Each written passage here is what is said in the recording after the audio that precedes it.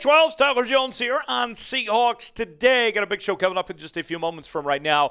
Before we do, though, folks, we were closing in on 33,000 subscribers on the channel, less than 400 away. 340 to be exact. Would love to get there before the game this weekend, but need your help to do so. If you want the Seahawks to win this week and make the postseason, then do your part. Subscribe to the channel for the latest Seahawks news and rumors, watch parties, live shows, and more. It's all in one place. Subscribe today for free. YouTube.com/SeahawksTV.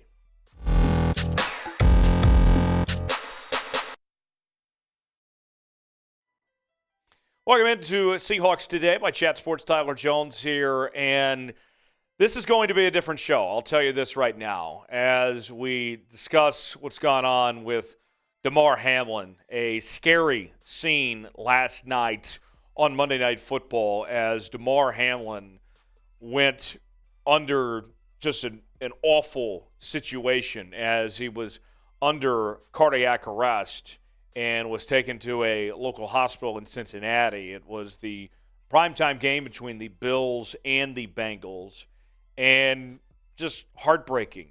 It was one of those moments that put things into perspective, that things are bigger than football itself. And as the players and coaches surrounded him, I applaud the medical staffs of both the Bills and the Bengals for being there for Hamlin to assist, and CPR went on for a good 8-minute stretch before ultimately they took him to the hospital. And I'm just praying, and I hope that you guys are too, that you're praying, that your thoughts are with Damar Hamlin and his family.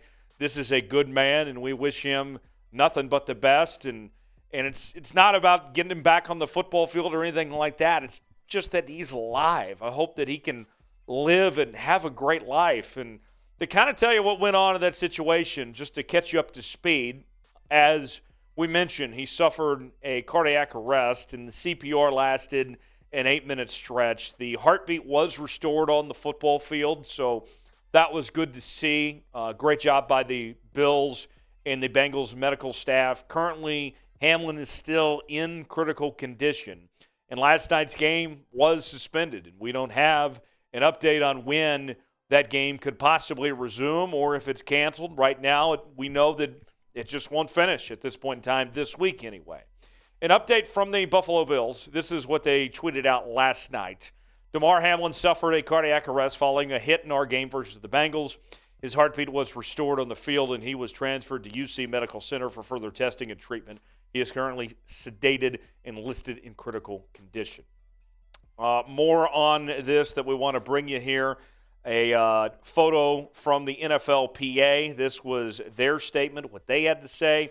Our union's focus remains on the health of our brother, Damar Hamlin. We continue to be in touch with the clubs and the NFL to ensure that the Bills and Bengals players have every resource available to aid and support them during this time.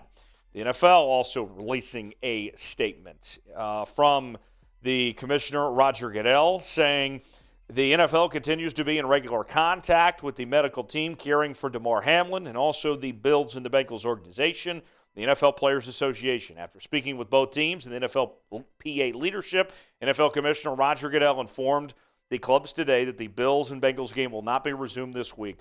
The NFL has made no decision regarding the possible resumption of the game at a later date. The league will not make any changes to the Week 18 regular season schedule. We will continue to provide additional information as it becomes available. More on Hamlin, the man, not just a football player, an incredible person. As you can see, second-year safety with the Bills out of the University of Pittsburgh, and started a charity in the midst of the COVID pandemic in 2020 to help kids that were directly affected by the pandemic, of doing a toy drive in his hometown. And as of this morning, the GoFundMe was up to over $4 million. And what we've done on today's show is, you can see there's the GoFundMe page that was earlier at $3 million. It's passed that up now, but we strongly encourage you to donate. The link is in the comments and the description of today's show. Check that out there if you get the chance, and be a part of a great cause to help out a terrific young man, and man, just hurts this situation. Reaction from your Seattle Seahawks. Tyler Lockett saying last night that he was praying. Geno Smith also chimed in and said thoughts and prayers for Damar Hamlin and his family. We'll continue to follow this story, but in the meantime, we will get to the news of the day as a rumor that is out there about Derek Carr. That's where we will focus the rest of today's show, as it has been speculated, according to 12th Man Rising, that the Seahawks could sign the Raiders quarterback potentially this offseason. Here's more from Lee Val. No offense to Geno Smith, who has been mostly very good for Seattle in 2022, especially in the early part of the season, but Carr has a lot more starting experience in the NFL. He's been the starter for the Raiders since 2014. While those Raiders teams haven't all been successful, when the team has failed, it hasn't really been Carr's fault. In fact, this season, while the Raiders are 6-9, and Carr hasn't had anywhere near his best year. Much of the blame for Carr's off year is probably due to the horrible coaching of McDaniels. I have heard no one say any ill words about Carr, or as opposed to Russell Wilson, his off-field words don't seem rehearsed and appear completely genuine. Carr is the guy if the Seahawks want to get a veteran leader as a quarterback in 2023. I'll be honest, I hate this idea. I dread the idea of bringing in Derek Carr to be the quarterback for the Seattle Seahawks. Derek Carr, quite simply, I think it's just awful. I don't think Derek Carr is that good of a quarterback, and he's highly overpaid. He's very expensive. He doesn't have much of a record to show for. I understand things have not been stable in Las Vegas and with that Raiders organization, but I don't think Derek Carr's dealt with adversity well either. I think there is some blame to point to with Derek Carr. And honestly, I think you are much better off with Geno Smith as your starting quarterback than you are Derek Carr. So for me, this idea, it's preposterous to even consider bringing Derek Carr into Seattle. With that said, though, what say you? Should Seattle sign Derek Carr? If you think they should, type Y for yes. If not, type in for no. Let me know in the comment section below. Y for yes, in for no. Our pinned comment today. Let me know in the comment section if you want Derek Carr or not. The background on Derek Carr, a three-time Pro Bowl quarterback from 2015 to 2017, was drafted by the Raiders in the second round all the way back in 2014. He is no spring chicken, that's for sure.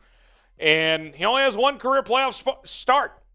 No wins to show for it either. And if you look at these statistics, not anything eye-popping by any stretch the last four seasons. This year so far, 23 touchdowns but 11 picks. Last year, 23 touchdowns and 14 picks. 2020 had 27 touchdowns, 9 picks. 2019, 21 touchdowns, 8 picks. And his completion percentage has gone down every year. This year has dropped considerably. And you think, he had Devontae Adams this year, arguably the best receiver in football, and he could only complete 61% of his passes. Look, Seattle's better off with Geno than they are Derek Carr personally. I look at what Geno's done this year, and the number one thing that you can say about Geno Smith in 2022 is how accurate he's been throwing the football. And that's not something you can say about Derek Carr. Look at the statistics. Geno beats him in yardage. He beats him in completion percentage. He beats him in touchdowns. He's better at the interception number. And his QBR is higher. Geno is better than Derek Carr on every major statistic. Okay? And he's much, much cheaper than Derek Carr would be either. So, I don't want to hear this. I don't like the idea of bringing in Derek Carr at all to Seattle. I'd go with Geno Smith. Look, I understand if you want to draft a quarterback potentially for the future, or if you just do your due diligence and look at the quarterback market out there. I understand all of that. But if the answer that you're pointing to is Derek Carr, get out of here. That's absurd. No, thank you. I'm out on DC completely.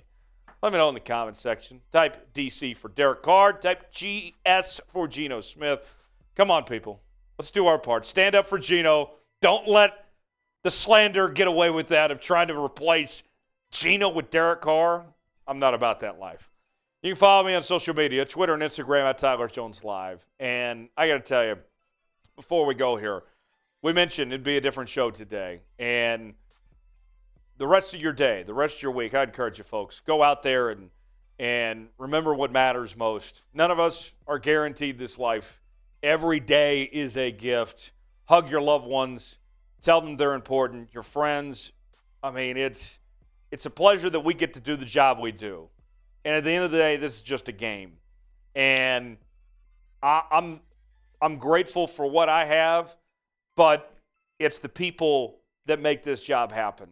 And those players, they're humans too. And for Hamlin and company, we wish nothing but the best. We're praying for you. We love you. We'll see you next time here on Seahawks Today.